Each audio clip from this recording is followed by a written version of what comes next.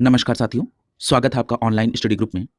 आगामी यूपीपीसीएस प्रारंभिक परीक्षा 2023 के लिए चलाई जा रही स्पेशल श्रृंखला के अंतर्गत आज की क्लास में करंट अफेयर्स के साथ-साथ सामान्य अध्ययन के प्रश्नों को भी कवर कराया जाएगा। तो चलिए प्रारंभ करते हैं। आज का पहला प्रश्न है कि भगवान हनुमान की 54 फीट ऊंची मूर्ति का अनावरण कहाँ किया गया?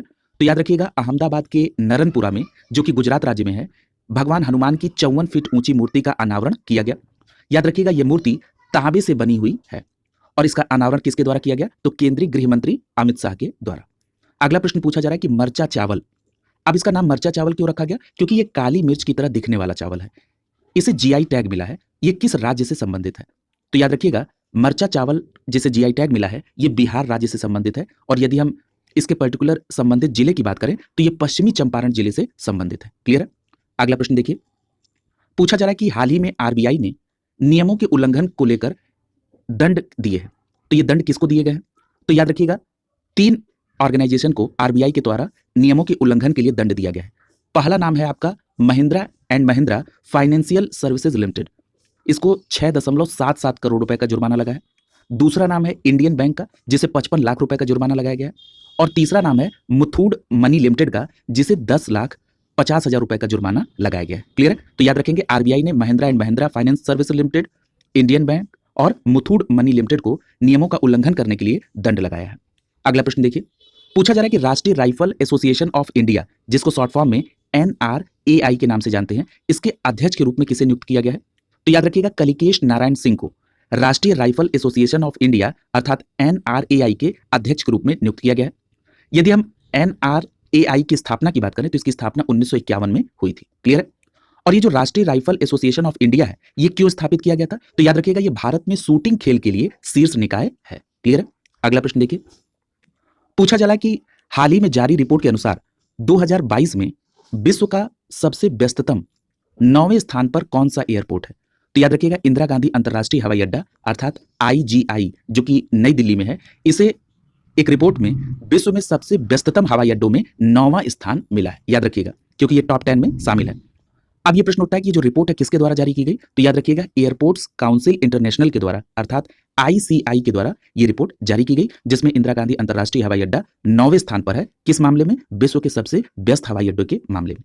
यदि हम इसमें सबसे पहले स्थान की बात कर लें तो इसमें सबसे पहले स्थान पर हार्ट्सफील्ड जैक्सन अटलांटा इंटरनेशनल एयरपोर्ट है। क्लियर है? यानी जो विश्व का सबसे व्यस्ततम हवाई अड्डा है उसका नाम क्या है? Hartsfield Jackson Atlanta international airport. Clear है? यूएसए में है। अगला देखिए, अगला प्रश्न आपसे पूछा जा रहा है कि राष्ट्रीय पेंशन सिस्टम यानी एनपीएस के तहत सरकारी कर्मचारियों के पेंशन लाभों को बढ़ाने के लिए सुझाव देने के लिए एक समिति का गठन किया गया है। यह समिति कितने सदस्यीय है? तो याद रखिएगा, ये 4 सदस्यीय कमेटी है। क्लियर है? और इस कमेटी की अध्यक्षता कौन करेंगे? तो याद रखिएगा, इस कमेटी की अध्यक्षता वित्त सचिव के द्वारा की जाएगी। क्लियर है? अगला प्रश्न देखिए, अगला प्रश्न पूछा जा रहा है कि भारत रत्न पंडित रविशंकर की 103वीं जयंती कब मनाई गई? तो याद रखिएगा, 7 अप्रैल 2023 को भारत रत्न पंडित रविशंकर की 103वीं जयंती मनाई गई। अब देखिए, ये चूंकि भारत रत्न है इसलिए काफी महत्वपूर्ण हो जाता है ये नाम।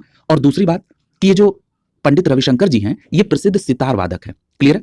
और इनका जन्म कहां हुआ था? वाराणसी में। ये सारी बातें इनके नाम को प्रश्न के लिहाज से काफी महत्वपूर्ण बनाती हैं। तो जरा इनके सारे एस्पेक्ट्स को देख लीजिए। पहली बात तो पंडित रविशंकर जी भारत रत्न है, ये आपको ध्यान रखना है।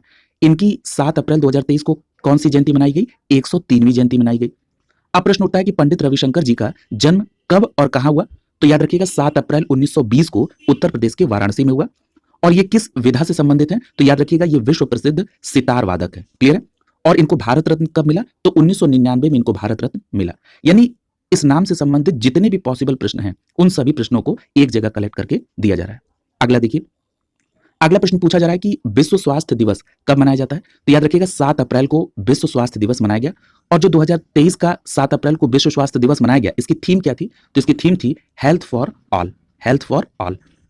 यहां पर एक बात और आपको ध्यान रखना है, क्योंकि यह प्रश्न बहुत इंपॉर्टेंट हो रहा है कि डब्ल्यूएचओ की स्थापना 7 अप्रैल 1948 को हुई थी। चूंकि डब्ल्यूएचओ की स्थापना 7 अप्रैल को हुई थी, इसीलिए इसी डेट को लिया गया विश्व स्वास्थ्य दिवस सेलिब्रेट करने के लिए 7 अप्रैल। 1948 में डब्ल्यूएचओ की स्थापना हुई।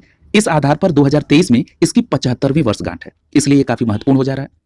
याद रखिएगा, डब्ल्यूएचओ का मुख्यालय जेनेवा स्विट्जरलैंड में है और इसके महानिदेशक कौन है? Tedros Ghebreyesus. क्या नाम है? Tedros Ghebreyesus. अगला देखिए, अगला प्रश्न पूछा जा रहा है कि संयुक्त राष्ट्र सांख्यिकी आयोग नारकोटिक ड्रग्स और संयुक्त यूएन कार्यक्रम कोऑर्डिनेटिंग बोर्ड का सदस्य किसे चुना गया है? तो याद रखिएगा भारत को।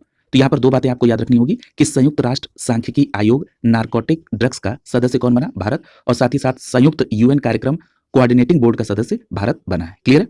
अगला देखिए, अगला प्रश्न पूछा जा रहा है कि हाल ही में इसरो के द्वारा आरएलवी का सफल परीक्षण किया गया। क्लियर है?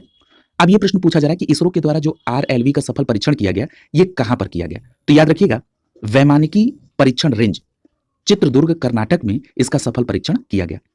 अब यह प्रश्न उठता है कि ये आरएलवी जिसका सफल परीक्षण इसरो ने किया, इसका फुल फॉर्म क्या है? तो इसका फुल फॉर्म है reusable launch vehicle. Reusable launch vehicle. ISRO की बात कर लें तो इसका गठन आप सभी जानते हैं कि 1969 में हुआ और इसरो का मुख्यालय कहां पर है? बेंगलुरु में। और इसरो के अध्यक्ष कौन है? तो इसरो के अध्यक्ष का नाम है एस सोमनाथ। क्लियर है? अगला प्रश्न देखिए, अगला प्रश्न है कि लोअर सुबनसिरी जल विद्युत परियोजना, जिसको शॉर्ट फॉर्म में कहा जाता है SLHEP, ये कहां पर स्थित है? तो याद रखिएगा, लोअर सुबनसिरी जल विद्युत परियोजना असम और अरुणाचल प्रदेश की सीमा पर है। क्लियर है? और याद रखिएगा, लोअर सुबनसिरी जल विद्युत परियोजना भारत की अब तक की सबसे बड़ी जल विद्युत परियोजना है। याद रखिएगा, ये जो लोअर सुबनसिरी जल विद्युत परियोजना है, ये सुबनसिरी नदी पर निर्माणाधीन ग्रेविटी बांध है। क्लियर है? और इसकी क्षमता कितनी है? तो याद रखिएगा, 250 मेगावाट के 8 प्लांट हैं, यानी कुल मिलाकर 2000 मेगावाट का ये पूरा जल विद्युत परियोजना है, जिसका नाम है लोअर सुबनसिरी जल विद्युत परियोजना। अब देखिए, यहां पर अभी आपने पढ़ा कि ये जो बांध है ये सुबनसिरी नदी पर बन रहा है, तो जरा सुबनसिरी नदी के बारे में भी देख लेते हैं। ये जो सुबनसिरी नदी है, इसे गोल्ड रिवर भी कहते हैं, पहली बात। दूसरी बात ये पूछा जा सकता है कि सुबनसिरी किसकी सहायक नदी है? तो याद रखिएगा, सुबनसिरी ऊपरी ब्रह्मपुत्र नदी की सबसे बड़ी सहायक नदी है। क्लियर है? यदि हम सुबनसिरी की उद्गम की बात करें तो इसका उद्गम तिब्बती हिमालय से है। और जो सुबनसिरी नदी भारत में प्रवेश करती है, ये भारत में प्रवेश मिहिर हिल्स अरुणाचल प्रदेश से भारत में प्रवेश करती है। क्लियर है? अगला प्रश्न देखिए, अगला प्रश्न आपसे पूछा जा रहा है पीएम स्वनिधि योजना। अब ये पीएम स्वनिधि योजना का फुल फॉर्म क्या है? तो याद रखिएगा, इसके फुल फॉर्म से इस योजना के बारे में आपको अंदाज लग जाएगा। इसका फुल फॉर्म है प्रधानमंत्री स्ट्रीट वेंडर आत्मनिर्भर निधि। यानी जो पीएम स्वनिधि योजना है, इसका फुल फॉर्म क्या है? प्रधानमंत्री स्ट्रीट वेंडर आत्मनिर्भर निधि। यानी कि जो स्ट्रीट वेंडर है, उनको आत्मनिर्भर बनाने के लिए इस योजना के तहत धन उपलब्ध कराया जा रहा है। याद रखिएगा, पीएम स्वनिधि योजना 1 जून 2020 से लागू है। और जो पीएम स्वनिधि योजना है, इसके तहत सरकार ने कुछ लक्ष्य निर्धारित किए हैं। क्या लक्ष्य है? कि दिसंबर 2024 तक 42 लाख स्ट्रीट वेंडर्स को इस योजना के तहत लाभ पहुंचाया जाए। क्लियर है? अब यहां पर एक रिपोर्ट आई है। यह रिपोर्ट किसके द्वारा दी गई है? आवास एवं शहरी मामलों के मंत्रालय के द्वारा। इस रिपोर्ट में बताया गया कि इस योजना के तहत कुल 42.7 लाख ऋणों में जो अल्पसंख्यक समुदाय के वेंडर हैं, केवल 9.3% को केवल 5152.37 करोड़ रुपए दिए गए हैं। क्लियर है? अगला देखिए, अगला प्रश्न आपसे पूछा जा रहा है कि पट्टनम साइट कहां पर है? तो याद रखिएगा, ये जो पट्टनम साइट है, ये कहां पर है? केरल में है। अब ये देखिए, पट्टनम साइट में उत्खनन हुआ और उत्खनन में एक बात स्पष्ट होकर आई है सामने कि ये जो पट्टनम साइट है, ये 5वीं सदी ईसा पूर्व से 5वीं सदी ईसवी तक का ये शहरी केंद्र रहा है। क्लियर है? यहां पर अगर हम बात करें पट्टनम साइट के कुछ और बातों को, तो याद रखिएगा, इसे मुजिरिस के नाम रूप में भी जाना जाता है। क्लियर? अब ये मुजिरिस जो है, ये क्या है? तो याद रखिएगा, मुजिरिस हिंद महासागर का पहला बाजार था। किसका? हिंद महासागर का पहला बाजार मुजिरिस था। और मुजिरिस शब्द की जो उत्पत्ति है, वो तमिल भाषा के शब्द मुकिरी से निकल गया है। किससे? मुकिरी से। और मुकिरी का अर्थ क्या होता है? 7 नदियों की भूमि। क्लियर है? तो याद रखिएगा, ये जो पट्टनम साइट है, इसे मुजिरिस के नाम से भी जाना जाता है, जो कि हिंद महासागर का पहला बाजार था। मुजिरिस शब्द की उत्पत्ति तमिल भाषा के मुकरी से हुई है और मुकरी का जो अर्थ होता है तमिल भाषा का हिंदी में अर्थ, वो है 7 नदियों की भूमि। क्लियर है? अगला देखिए, अगला प्रश्न आपसे पूछा जा रहा है कि 3D printed cryogenic engine Dhawan 2 का परीक्षण किसके द्वारा किया गया? तो याद रखिएगा, भारतीय निजी अंतरिक्ष वाहन कंपनी है जिसका नाम है स्काई रूट एरोस्पेस।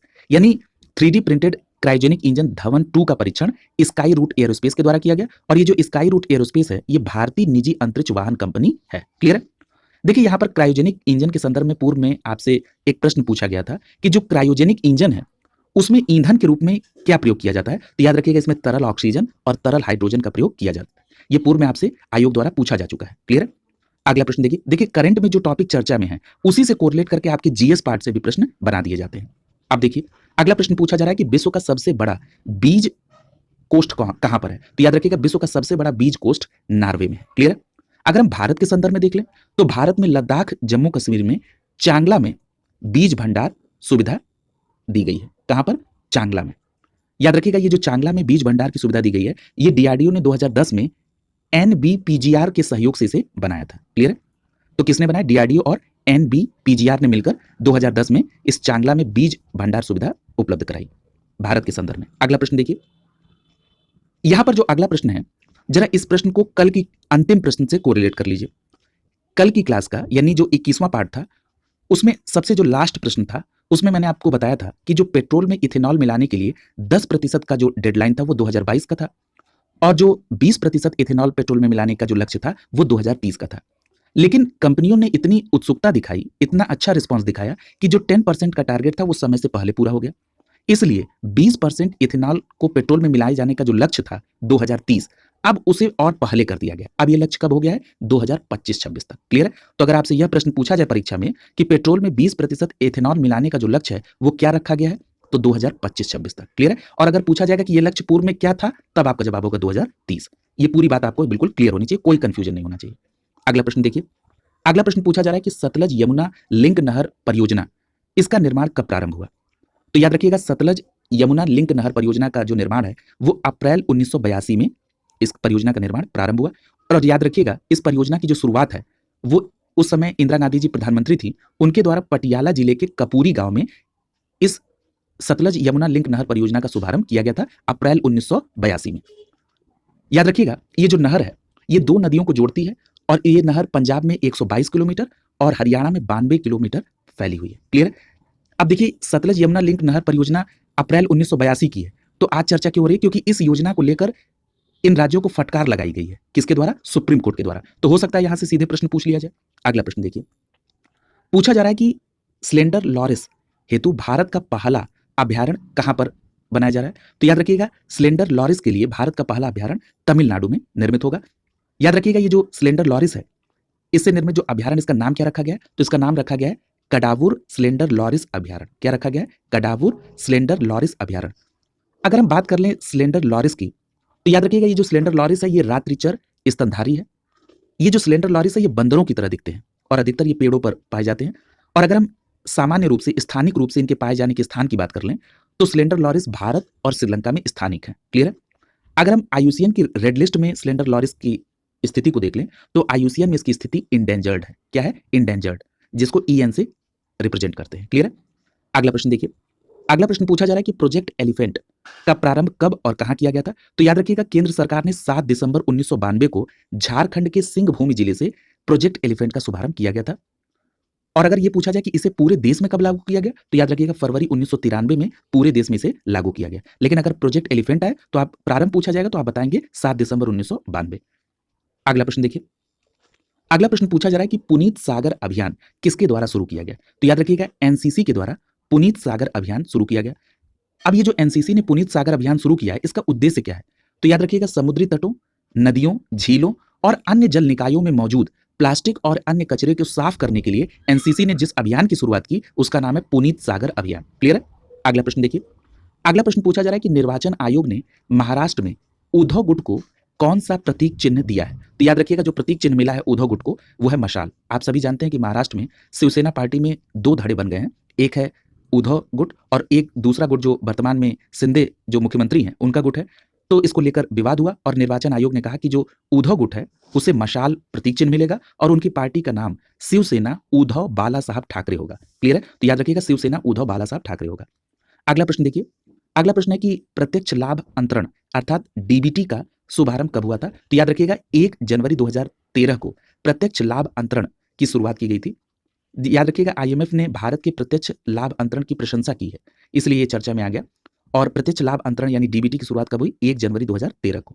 अगला प्रश्न देखिए, पूछा जा रहा है कि पीएम डिवाइन योजना क्या है? तो याद रखिएगा, सबसे पहले तो बात कर लेते हैं पीएम डिवाइन योजना के फुल फॉर्म की। तो इसका फुल फॉर्म है prime ministers development initiative for north east region. Clear हो गया? अब तो बिल्कुल इसके फुल फॉर्म से इस पूरी योजना के बारे में पता चल गया। यानी प्राइम मिनिस्टर की एक डेवलपमेंट इनिशिएटिव है, यानी विकास का एक प्रोग्राम है। किसके लिए? फॉर नॉर्थ ईस्ट रीजन, यानी उत्तर पूर्व भारत के विकास के लिए प्रधानमंत्री की जो डेवलपमेंट इनिशिएटिव है, यानी विकास का जो पहल है, वो है पीएम डिवाइन। क्लियर है? अब ये कब से कब तक लागू रहेगा? तो याद रखिएगा ये 2022-23 से 2025-26 तक लागू रहेगा। देखिए इस ड्यूरेशन को आप जरूर याद रखेंगे। पिछली बार इससे कोरिलेट करके प्रश्न पूछे गए थे, तो याद रखेंगे पीएम डिवाइन का जो इंप्लीमेंटेशन पीरियड है वो क्या है 2022-23 से लेके 2025 तक। अगला प्रश्न पूछा जा रहा है कि ये जो पीएम डिवाइन योजना है इसको किस मंत्रालय के द्वारा इंप्लीमेंट किया जाएगा? तो याद रखिएगा उत्तर पूर्व क्षेत्र विकास मंत्रालय अर्थात डोनर के द्वारा। अगला प्रश्न देखिए, अगला प्रश्न पूछा जा रहा है कि 15वां एडवांस लाइट हेलीकॉप्टर यानी ALH मार्क 3 शामिल किया गया कहां पर? तो याद रखिएगा भारतीय तटरक्षक बल में। तो याद रखेंगे ये जो ALH है इसका फुल फॉर्म क्या है? Advanced light helicopter. ये भी एक बार पूछा गया प्रश्न, फुल फॉर्म इसका ALH एडवांस्ड लाइट हेलीकॉप्टर। ये जो 15वां ALH है जिसका नाम है मार्क 3, इसे भारतीय तटरक्षक बल में शामिल किया गया है। यदि हम भारतीय तटरक्षक बल की बात कर लें तो इसकी स्थापना 1977 में हुई और भारतीय तटरक्षक बल का मुख्यालय जो है वो कहां पर है? नई दिल्ली में। क्लियर है?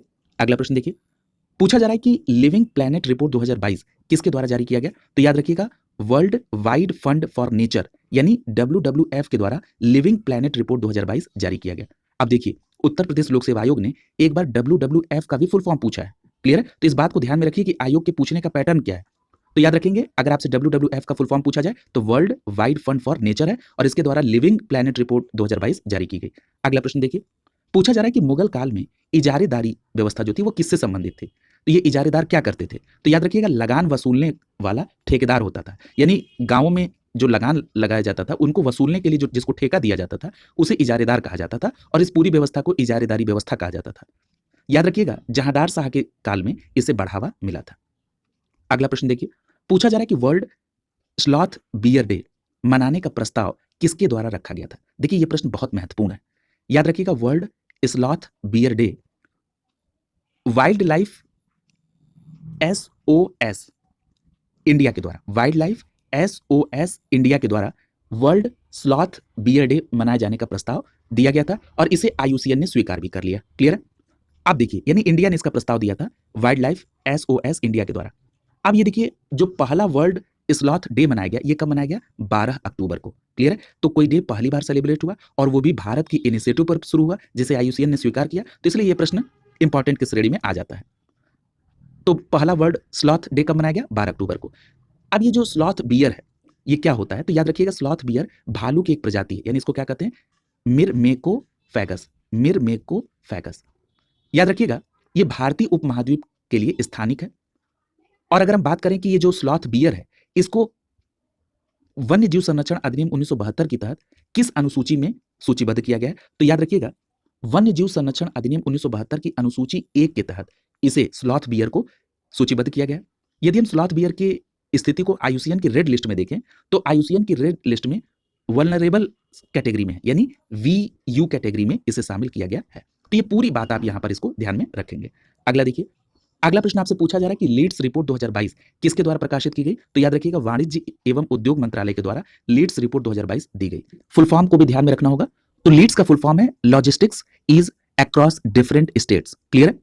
देखिए पूर्व में उत्तर प्रदेश लोक सेवा आयोग ने जब इस रिपोर्ट के आधार पर प्रश्न बनाया तो आपसे उत्तर प्रदेश की स्थिति को पूछ लिया था। तो याद रखेंगे उत्तर प्रदेश को लीड्स 2022 की रिपोर्ट में अचीवर्स के रूप में वर्गीकृत किया गया है। उत्तर प्रदेश लोक सेवा आयोग के साथ साथ बिहार और मध्य प्रदेश PCS भी लगा है, तो आप बिहार और मध्य प्रदेश की स्थिति को भी देख लीजिए। बिहार की स्थिति एस्पायर कैटेगरी की है और मध्य प्रदेश की स्थिति फास्ट मूवर्स कैटेगरी की है। तो याद रखेंगे लीड्स रिपोर्ट 2022 में उत्तर प्रदेश को अचीवर्स की श्रेणी में वर्गीकृत किया गया है, बिहार को एस्पायर कैटेगरी में और मध्य प्रदेश को फास्ट मूवर्स कैटेगरी में वर्गीकृत किया गया है। क्लियर है? अगला प्रश्न देखिए, पूछा जा रहा है कि भारत में खुदरा मुद्रास्फीति दर को किसके द्वारा किस आधार पर मापा जाता है? तो याद रखेंगे भारत में खुदरा मुद्रास्फीति दर को उपभोक्ता मूल्य सूचकांक अर्थात CPI के आधार पर मापा जाता है और जो वर्तमान में CPI का आधार वर्ष है वो है 2012। क्लियर है? और याद रखिएगा खुदरा मुद्रास्फीति की जो दर है उपभोक्ता मूल्य सूचकांक के आधार पर वो किसके द्वारा जारी की जाती है? तो ये जारी की जाती है केंद्रीय सांख्यिकी और कार्यक्रम मंत्रालय के द्वारा। याद रखिएगा RBI ने जो मुद्रास्फीति की दर है उसे 4% पर रखने का लक्ष्य रखा है। 4% से 2% ऊपर या 2% नीचे। ये भी प्रश्न बहुत इंपॉर्टेंट है, पूर्व में किसी न किसी परीक्षा में पूछा गया है। क्लियर है? अगला देखिए, अगला प्रश्न पूछा जा रहा है कि प्रस्थान क्या है? तो याद रखिएगा प्रस्थान एक अपतटीय सुरक्षा अभ्यास है। क्लियर है? दूसरी बात, ये जो प्रस्थान अपतटीय सुरक्षा अभ्यास है ये कहां पर आयोजित हुआ? तो याद रखेंगे कृष्णा गोदावरी बेसिन अपतटीय क्षेत्र में इसका आयोजन किया गया। याद रखिएगा ये जो प्रस्थान अपतटीय सुरक्षा अभ्यास है, इसे किसके द्वारा आयोजित किया गया? तो पूर्वी नौसेना कमान के द्वारा इसे आयोजित किया गया और ये हर 6 महीने में आयोजित किया जाता है। क्लियर? अगला प्रश्न देखिए। अगला प्रश्न आपसे पूछा जा रहा है कि सुप्रीम कोर्ट की 2 न्यायाधीशों की खंडपीठ ने खंडित फैसला सुनाया है, किस केस में? तो याद रखिएगा, कर्नाटक में हिजाब प्रतिबंध का मामला था जो कि सुप्रीम कोर्ट में गया और सुप्रीम कोर्ट में 2 न्यायाधीशों की खंडपीठ ने जो फैसला सुनाया वो खंडित फैसला था। क्लियर है? अब ये प्रश्न उठता है कि खंडित फैसला क्या होता है भाई? तो खंडित फैसला वो होता है कि जब किसी भी बेंच के द्वारा किसी मामले में सर्वसम्मति या बहुमत से निर्णय न दिया जाए। क्लियर है?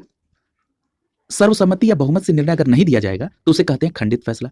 और ये जो खंडित फैसला है ये तभी आता है जब जजों की संख्या सम होती है। क्लियर है? यानी उस खंडपीठ में जजों की संख्या यदि सम है तो खंडित फैसला आने की संभावना है। तो देखिए, यहां पर जजों की संख्या 2 थी ना, यानी ये संख्या सम थी, इसीलिए यहां पर खंडित फैसला है। अगर 3 जज होते तो खंडित फैसला नहीं आता, 5 जज होते तब भी नहीं आता, 7 जजों की पीठ होती तब भी नहीं आता। क्लियर है? यहां पर सम संख्या में अगर जजों की संख्या होगी तभी खंडित फैसला आने की संभावना है। क्लियर? ये पूरी बात आप समझ गए होंगे। और किस मैटर में आया? कर्नाटक के हिजाब प्रतिबंध के मामले में। अगला प्रश्न देखिए, पूछा जा रहा है कि पहला राष्ट्रीय कोयला सम्मेलन प्रदर्शनी 2022 कहां पे आयोजित हुई? तो याद रखिएगा, दिल्ली में पहला राष्ट्रीय कोयला सम्मेलन प्रदर्शनी 2022 आयोजित की गई और इसकी थीम क्या थी? भारतीय कोयला क्षेत्र आत्मनिर्भर भारत के लिए सतत खनन। क्लियर? अगला प्रश्न देखिए। अगला प्रश्न आपसे पूछा जा रहा है कि चैथम द्वीप समूह कहां पर है? तो याद रखिएगा, ये जो चैथम द्वीप समूह है ये न्यूजीलैंड में है और प्रशांत महासागर में है। याद रखिएगा, चैथम द्वीप समूह में एक द्वीप है जिसका नाम है पीट द्वीप, PIIT, पीट आइसलैंड। क्लियर? अब ये पीट आइसलैंड में ऐसा क्या हुआ कि ये नाम इसका चर्चा में आ गया? तो याद रखिएगा, पीट आइसलैंड में 240 व्हेल फंसी हुई थी और जिसके कारण इनकी मृत्यु हो गई है, इसलिए पीट आइलैंड जो है वो चर्चा में आ गया। तो याद रखिएगा, पीट आइलैंड जो है ये चैथम द्वीप समूह का हिस्सा है और कहां पर है? न्यूजीलैंड में। और महासागर पूछा जाए तो प्रशांत महासागर। अगला प्रश्न देखिए, पूछा जा रहा है कि राज्य के जो सप्तांगों के स्वरूप और कार्य है इनका वर्णन कहां पे किया गया है? तो याद रखिएगा, राज्य के सप्तांगों का जो स्वरूप और वर्णन है वो अर्थशास्त्र में है, जिसको किसने लिखा है? कौटिल्य ने। यानी कौटिल्य के अर्थशास्त्र में राज्यों के सप्तांगों के स्वरूप और कार्यों का वर्णन किया गया है।